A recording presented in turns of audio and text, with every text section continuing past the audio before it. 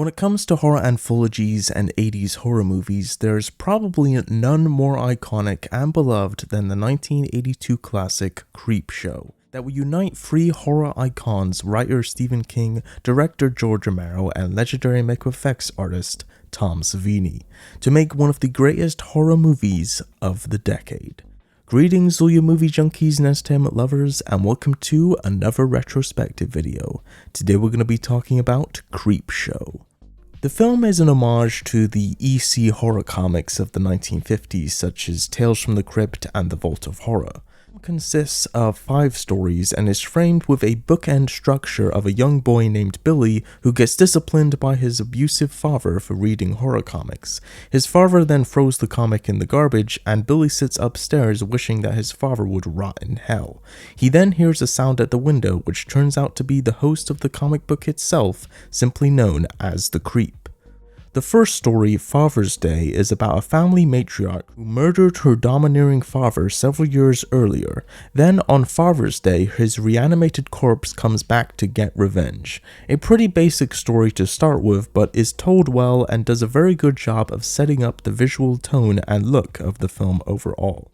The next story, The Loathsome Death of Geordie Vale, is about Geordie Vale, played by Stephen King, who sees a meteorite crash land on his farm. He then douses the meteor with a bucket of water, causing it to crack open and spill a strange glowing liquid. Geordie then dumps the remaining liquid from the meteor into the ground, and as time passes, Geordie finds a strange green substance growing all over his farm and even his own body. Stephen King's wacky performance in this one makes it the most downright funny of the bunch, but it still manages to have a really dark and sinister ending. The third story, Something to Tide You Over, is about a heartless millionaire, Richard, played by Leslie Nielsen, who goes to visit Harry, played by Ted Danson, the man with whom his wife Becky has been having an affair. Both men then travel to Richard's isolated beach house, where Richard then pulls a gun on Harry and forces him to jump into an empty hole and begin burying himself. Richard finishes burying Harry neck deep in the sand below the high tide line, where he then sets up a TV showing Becky, who is also buried up to her neck further down the beach where the rising tide is already washing over her. Richard tells Harry that he and Becky may have a chance of survival if they can hold their breath long enough for the sand to loosen once the seawater covers them. Probably my personal favorite story of the bunch, and it's really great to see Leslie Nielsen in a surprisingly menacing role considering he mostly played comedic roles throughout his career. The fourth story, The Crate, is about a university janitor who discovers an old wooden storage crate under the basement staircase, marked Arctic Expedition 1834. He then calls Professor Dexter Stanley, played by Fritz Weaver, to notify him of the discovery. Both men then move the crate into a nearby biology lab where they work to get it open, but when the crate does open, it reveals a small ape-like creature with sharp fangs that kills and devours the janitor whole. The now hysterical Dexter rushes to his best friend Henry, played by Hal Hobrook, who tells him everything that happened and insists that they must find a way for the monster to be disposed of permanently. But Henry sees the creature as an ideal way to rid himself of his abusive wife Billy, played by Adrienne Barbeau, of whom he has been having daydreams of murdering. Probably the longest of the 5 stories, and the great creature effects make this one many people's favorite. The final story, They're Creeping Up on You, is about Upson Pratt, played by E.G. Marshall, a cruel business Mongol who suffers from mysophobia, which has him living in a hermetically sealed penthouse apartment outfitted with electric locks and surveillance cameras. A blackout then hits the building and hundreds of cockroaches begin pouring in out of every nook and cranny in his apartment. Probably the most creepy story of the bunch, and as a bit of a germaphobe myself, this story really gets under my skin. Creepshow is now considered to be the gold standard when it comes to doing horror anthologies, and its various effects methods of making it feel like you're actually reading a comic book are done to perfection, as it really does make you feel like you're reading one of those old E.G. horror comics. And each story, although very different from each other, managed to all have the same look and feel, very much giving it a sense of cohesiveness that many other horror anthologies simply don't have.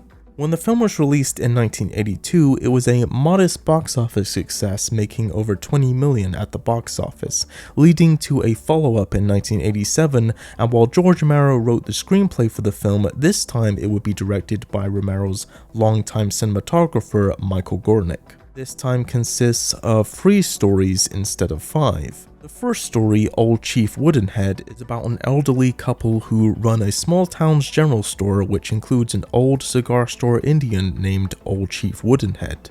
They are visited by Benjamin Whitemoon, the elder local of the Native American tribe, who gives them a bag of his tribe's sacred jewels. Later that night, they are robbed by Benjamin's estranged nephew Sam, armed with a shotgun, and his 2 friends. In a struggle, Sam shoots and kills the couple, stealing the jewels and driving away with the others. As they leave, Old Chief Woodenhead then comes to life and goes on a murderous rampage after the thugs. Another fairly simple story to start with, but very well executed. The second story, The Raft, follows 4 college students as they travel to a desolate lake, and while swimming to a wooden raft on the lake, they discover a large black blob-like substance that resembles an oil slick, floating on the surface of the water. And as one of them leans over the raft to try and touch it, it grabs a hold of them, pulling them in and fully digesting them. The remaining 3 then panic as they try to survive and wait to be rescued. A really great segment that's chock full of gnarly effects that makes this many people's favorite. The final story, The Hitchhiker, is about an adulterous businesswoman who on her way home runs down a hitchhiker. Seeing that no one witnessed the incident, she quickly takes off and doesn't look back. However, as the hitchhiker relentlessly keeps coming back, she soon resorts to running him over repeatedly, but the hitchhiker continues to come back again and again and again, more battered and bruised than before. A pretty simple concept, but executed really well, and is my personal favorite segment of the 3 just because of how crazy it continues to escalate. And although Creepshow 2 doesn't have as many stories this time round, it does somewhat make up for that with the more interactive animated interludes, featuring a more defined version of the Creep character which directly talks to the audience.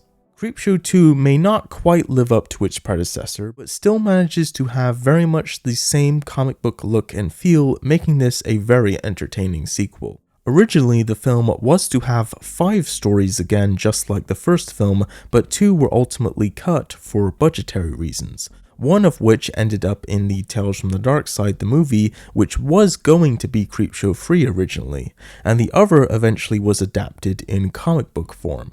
There was eventually a Creepshow 3 released in 2006, which essentially is just a really low budget anthology horror film that completely lacks everything that made the first 2 so great, and really doesn't deserve the Creepshow title, nor is it worth watching. Eventually, there was a much more respectful revival of Creepshow in the form of Shudder's Creepshow series. This series does a much better job than Creepshow 3 at recreating the same visual and tonal feel of the original film, complete with comic-like panels, great practical effects, and even the return of the original Creep. And while not every episode is great, it is still very much a fun watch for any fans of the original movie. Overall, Creepshow is a wonderful labor of love to the EC horror comics of the 1950s and horror anthologies in general. Its unique visual style and storytelling combined with the talents of all of those involved is what makes it one of the most unique and best horror movies of the 1980s,